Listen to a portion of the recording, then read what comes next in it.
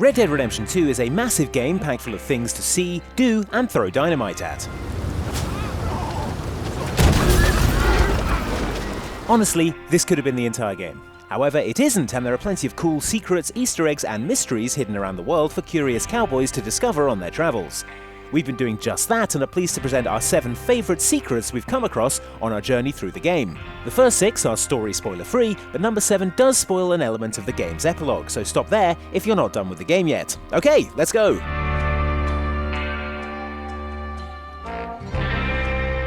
As anyone who's read any Anne Rice can tell you, New Orleans is Vampire Central. Why, it's a wonder that anyone in the Big Easy manages to get anything done with the amount of vampires they're having to deal with any time they step outside.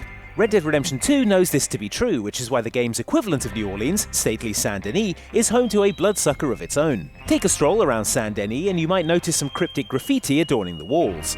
Rather than an artist's tag or an invitation to go do something rude to yourself, this graffiti is the work of a vampire.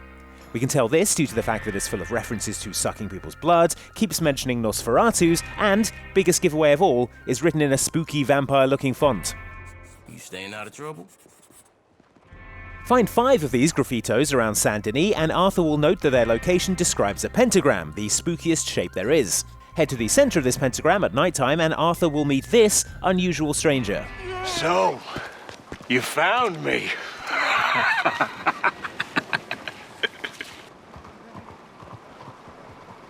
Hey, what are you doing? Stay back for your own sake. I walk with the undead. Seems normal.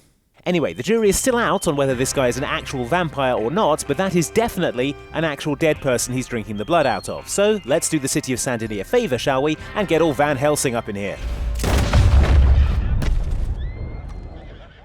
Is he really a vampire if he goes down that easily? That bullet wasn't even silver. Wait, I take it all back, he had 2 bat wings on him, definitely a for-real vampire. Someone inform the FBI, once they've been formed and have stopped trying to hunt down my gang.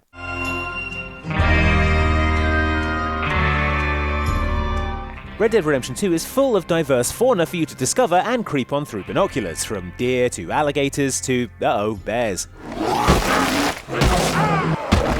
Maybe look less closely at them next time. One creature you won't find in most field guides, however, are the race of giants that apparently exist in the world of Red Dead Redemption 2, if their remains are anything to go by. Head towards the western border of the world at this point on the map, and you can find a giant skeleton sheltering underneath a rock. And this definitely isn't just a tall person who forgot to bring a coat with them. Comparing them to Arthur confirms that this is a bona fide giant that would stand a good 18 feet tall if it were upright, way bigger than the Sasquatches John Marston met in Red Dead's Undead Nightmare. That's not all, however. You can actually speak to one of these giants if you can find him. To do this, you need to have at least 30 animals in your compendium and head to Calumet Ravine near the Wapiti Indian Reservation. Riding down to the water here will startle a flock of strange birds. Follow these birds for a while, and before long, you'll hear a voice calling out to you from behind a rock. How are you? I'm rather lonely. You see, I'm too big. Yes, turns out it's a giant who is finding that being too giant is causing them problems. I've always wanted a real friend. Someone to discuss the human condition with, you know? I don't know much about that. Hey, at least you're not a skeleton.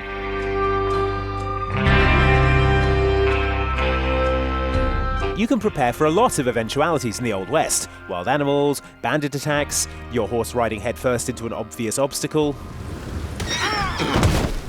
One thing you probably can't plan for, however, is a massive piece of space garbage crashing through the roof of your house and killing you and everyone else in one fell swoop. What the hell? Well, that's apparently what happened to the poor folks in this shack in Roanoke Ridge, New Hanover, which now resembles less of a shack and more of a butcher's shop that failed a health inspection.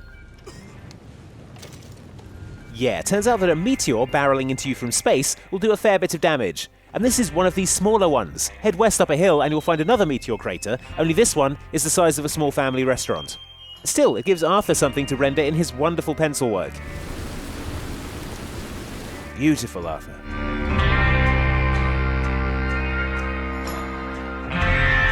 Trains are everywhere in Red Dead Redemption 2, often right next to you when you're least expecting them. Whoa! Man, I've got to ease up on that cocaine chewing gum and pay attention to my surroundings. But while regular trains are 10 a penny in America's heartland, much rarer is the ghost train that can be spotted in Scarlet Meadows late at night. Hang around this part of the map, and at around 3 AM you can see this spectral locomotive barreling through the countryside, which is both A, really cool, and B, super scary for your horse, who will freak right the hell out.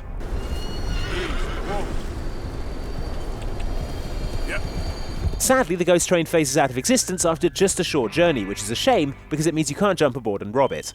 Come on, we were all thinking it.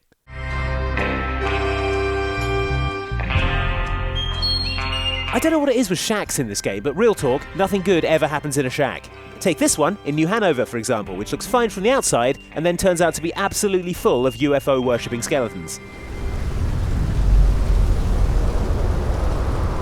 Yeah, I don't know what these guys were doing in here, but a look around reveals this note that is full of references to aliens, people casting off their mortal shells, and coming back in the year 2000 to continue the alien worship, as well as, presumably, buy a pair of baggy cargo jeans and a copy of Linkin Park's Hybrid Theory. Anyway, we don't have a lot of time to ponder this, as soon as we're done reading, the whole shack is bathed in an eerie green light. Running outside reveals this light to be coming from an actual, honest-to-goodness UFO that scarpers pretty quickly.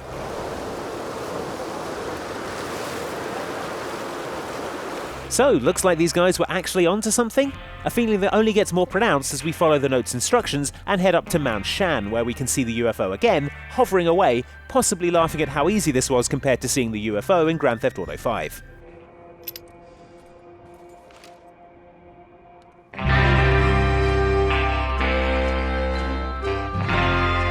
If you played the original Red Dead Redemption, you'll remember Bonnie McFarlane. She's the woman who runs things over at McFarlane's ranch and who saves John Marston's life after he contracts a nasty case of lead poisoning courtesy of Bill Williamson at the start of the game. Once you didn't die, the doctor said you'd be fine. He got the bullets out a couple days ago. Good. Bonnie made a few references to her disappointing love life in the original game and is heavily implied to be sweet on John Marston, despite him being married. But in Red Dead Redemption 2, we actually find out what happened to one of the notable suitors from her past. Head to the beach just south of Flatneck Station and you can find an overturned boat and what looks to be a waterlogged corpse washed up on the shore. Now, to Arthur Morgan, a drowned corpse means free stuff, so you'll naturally want to head over and see if he's got anything good on him, at which point you'll discover that this guy isn't quite as dead as he first appears. Whoa! I thought you was already gone! I never stop. With his dying breath, he pushes a letter addressed to Bonnie McFarlane into your hand, a letter which reveals that this unlucky fellow carried a torch for everyone's favourite rancher. The letter is somewhat ambiguous in describing their relationship. You can either read it as someone who was in a relationship with Bonnie, or as someone who wanted to be in a relationship with her, but was rebuffed. But taking into account the fact that this is 1899, and therefore Bonnie is probably in her mid-20s, and this guy is clearly in his 40s, and has a terrible beard, and we're inclined towards the latter explanation. Still, this all has a happy ending, as he did actually have some valuables stashed away in this chest, so we're all good. What?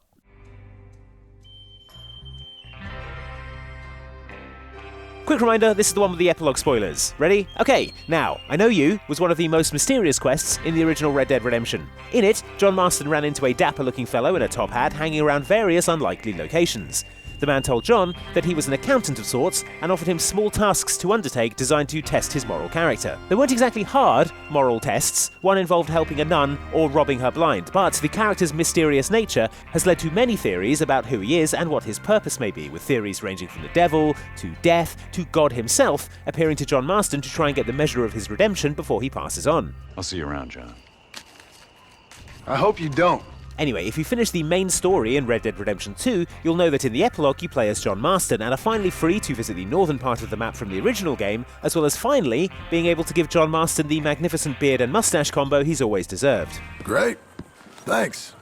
Head to Herbert Moon's general store in Armadillo, however, and once Herbert has stopped wittering about provisions or whatever, you can clearly see, behind the counter, a framed picture of the mysterious man in question, pulling his best "I am God" or possibly the devil face. John even remarks on the picture, asking Herbert who the picture's of, and then saying that he feels he's seen him somewhere before, although he can't remember where.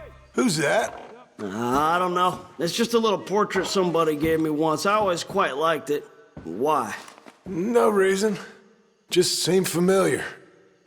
Anyway.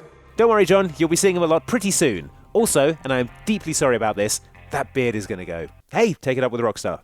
Don't worry about it. So those were our favourite 7 hidden secrets, Easter eggs and references that we found throughout Red Dead Redemption 2. Which was your favourite? And what else have you found on your travels? Let us know in the comments below, and make sure you are subscribed and hit the bell icon to be notified when we upload lots more Red Dead Redemption 2 videos very soon. Thanks for watching.